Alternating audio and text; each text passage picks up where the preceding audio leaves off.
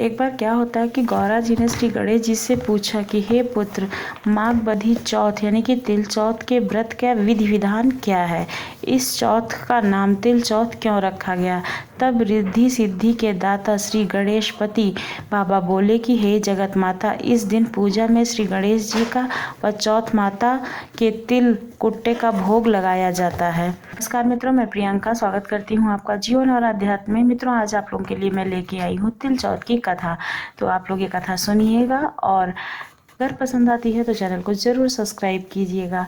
चौथ की जो पूजा होती है वो माघ महीने में होती है और इसमें भगवान गणेश जी की पूजा की जाती है कि हर एक विधि में तिल का प्रयोग किया जाता है। चौथ माता का व्रत करने वाली बहनें दिन भर निराहार व्रत रहती हैं और तिल चौथ की कहानी सुनकर व्रत पूरा करती हैं। चौथ के दिन तिल चौथ की कथा सुनने के साथ विनायक जी की कहानी भी सुनी जाती है। सबसे पहले हम सुनते हैं तिल चौथ की कहानी। किसी शहर में एक सेठ सेठानी रहते थे। उनके कोई भी संतान नहीं थी। इससे दोनों जने दुखी रहने लगे। एक बार सेठानी ने पड़ोसियों की स्त्री को तिल चौथ का व्रत करते हुए देखा तो पूछा कि आप किस चीज़ का व्रत करती हैं। हम औरतों की आदत होती है ना कि अगल बगल में कोई भी व्रत पूजा या कोई भी त्यौहार मनाया जाता है तो उसके बारे में जानकारी प्राप्त करते हैं कि ये किस चीज़ के लिए होती है और अपने घर और परिवार की बरकत के लिए उन पूजा पाठ को करना शुरू कर देते हैं। तो उसी तरह से उन सेठानी ने भी पूछा कि ये किस चीज़ की पूजा हो रही है। तब उन औरतों ने बताया कि ये चौथ माता की पूजा है, इसको करने से धन वैभव सुहाग पुत्र आदि सब कुछ प्राप्त होता है, तब घर में सुख शांति का वास होता है। तब सेठानी बोली कि यदि मेरे पुत्र हो जाए तो मैं भी चौथ माता की पूजा करूंगी और उन्हें 1 किलो तिल कुटा चढ़ाऊंगी, यानी कि जो तिल का लड्डू होता है उसको चढ़ाऊंगी। कुछ दिन के बाद वो गर्भवती हो गई, तब भी भोग नहीं लगाया और चौथ माता से बोली कि हे चौथ माता, यदि मेरे पुत्र हो जाए तो मैं 2.5 किलो का तिल कुटा चढ़ाऊंगी, यानी कि तिल का लड्डू चढ़ाऊंगी। तब गौरी पुत्र गणेश जी व चौथ माता की कृपा से उन्हें पुत्र रत्न की प्राप्ति हुई, पर उसने भगवान को तिल का भोग नहीं लगाया। फिर जब वह लड़का बड़ा हो गया तो सेठानी बोली कि इस लड़के का विवाह तय हो जाएगा तो मैं 5.25 किलो का तिल लड्डू चढ़ाऊंगी। तब भगवान गजानन और तिल चौथ माता की कृपा से सेठानी के पुत्र की सगाई हुई अच्छे कुल में और लग्न मंडप में फेरे होने लगे। लेकिन दुर्भाग्यवश जो सेठानी थी वो चौथ माता यानी कि भगवान गणेश और चौथ माता का भोग नहीं लगाई और भूल गई। तब चौथ माता और भगवान गणेश ने उस पर बहुत गुस्सा हुए। भगवान को अगर आप कोई भी चीज़ मांगो या किसी को भी कोई चीज़ मानते हो, उनका उसको भोग नहीं लगाती है, उनका वो पूरा नहीं करते तो थोड़ा उनको बुरा लगता है ना, तो फिर वो इस वजह से वो गुस्सा हो गए। अभी फेरों के वक्त में 3 ही फेरे हुए थे कि जो चौथा फेरा हुआ उनमें माता ने अपना कोप दिखाया और दूल्हे राजा को उठा ले गईं और गांव के बाहर पीपल के पेड़ पर छिपा दिया। सब लोग अचंभे से रह गए कि एकाएक दूल्हा जो है वो कहाँ से गायब हो गया। जब लग्न मंडप से लड़का गायब हो जाएगा तो सब लोग तो सोचेंगे ही ना कि हाँ भाई लड़का कहाँ गया। होता नहीं कि सब लोग ढूंढने लगते हैं कि कहाँ गया कहाँ गया।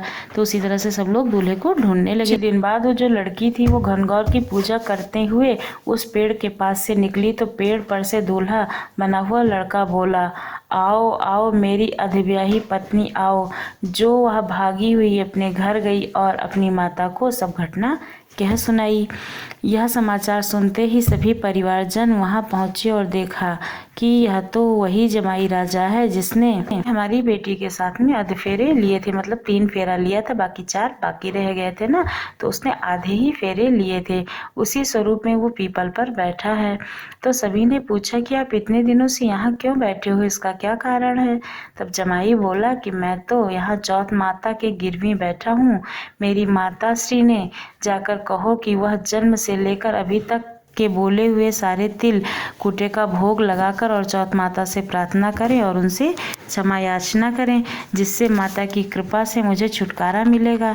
तब लड़के की सास ने अपनी समधन को जाकर सारा हाल कह सुनाया।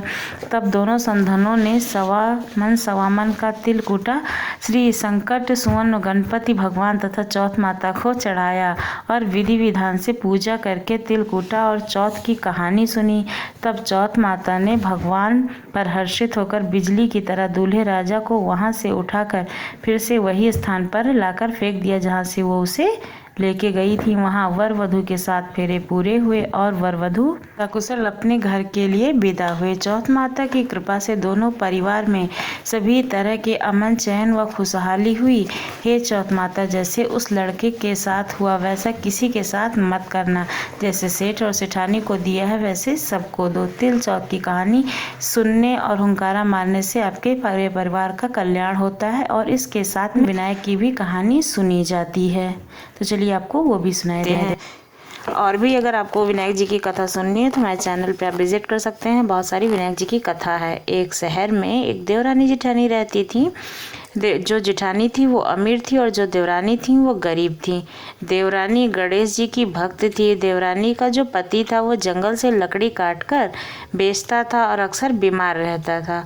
देवरानी जेठानी के घर का सारा काम करती और बदले में जेठानी बचा हुआ खाना, पुराने कपड़े आदि उसको दे देती थी। इसी से देवरानी का परिवार चल रहा था। माघ महीने में देवरानी ने तिल चौथ का व्रत किया। 5 आने का तिल और गुड़ लाकर तिलकुटा बनाया। पूजा करके तिल चौथ की कथा सुनी और तिलकुटा छीके में रख दिया और सोचा कि चांद उगने पर पहले तिलकुटा और उसके बाद कुछ खाएगी। कथा सुनकर वह जेठानी के यहाँ चली गई। खाना बनाकर जेठानी के बच्चों को खाना खाने को कहा तो बच्चे बोले, माँ ने व्रत किया और माँ भूखी है। जब माँ खाना खाएगी हम तभी खाना खाएंगे। और जब जेठ को खाना खाने के लिए कहा तब फिर वो बोले कि मैं अकेले नहीं खाऊंगा, जब चांद निकलेगा तब सब खाएंगे तभी मैं भी खाऊंगा। तो जेठानी ने उससे कहा कि आज तो किसी ने भी अभी तक खाना नहीं खाया है, तो मैं कैसे दे दूं? तुम सुबह सवेरे ही बचा हुआ खाना आके ले जाना।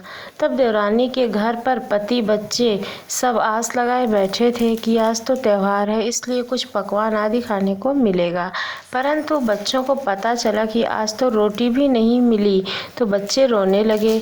उसके पति को भी बहुत गुस्सा आया और कहने लगा कि सारा दिन काम करके भी 2 रोटी नहीं ला सकती तो काम क्यों करती हो?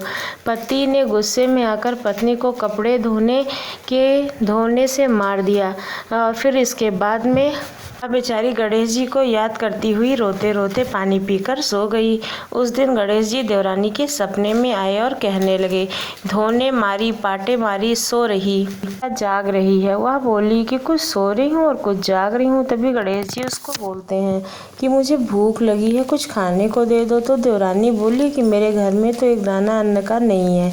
जेठानी बचा कुचा दे देती थी, वह भी आज नहीं मिला है। पूजा का बचा हुआ तिलकुटा छीके में पड़ा है, वही खा लो। तब गणेश जी ने वही खा लिया और फिर बोला कि धोने मारी पाटे मारी कुछ क्या कर रही है, सो रही है या जाग रही है? तो फिर वो बोली कि कुछ सो रही हूँ कुछ जाग रही हूँ। तब फिर वो बोलते हैं कि हमें सोने का मन हो रहा है, कोई जगह मिलेगी? तो बोली कि हमारे ही घर में आप सो जाओ। फिर गणेश जी बच्चे की तरह बोले, अब कहाँ पोंछूं हाथ। नींद में मगन देवरानी को बहुत गुस्सा आया कि कब से तंग किए जा रहा है, सो बोली, मेरे सर पर पोंछो और कहाँ पोंछोगे? सुबह जब देवरानी उठी तो यह देखकर हैरान रह कि पूरा घर हीरे मोती से जगमगा रहा है। सिर पर जहाँ विनायक जी ने हाथ पोंछा था वहाँ हीरे के टीके तथा बिंदी जगमगा रहे हैं। उस दिन देवरानी जेठानी के यहाँ काम करने नहीं गई। बड़ी देर तक राह देखने के बाद जेठानी ने अपने बच्चों से देवरानी को बुलाने भेजा।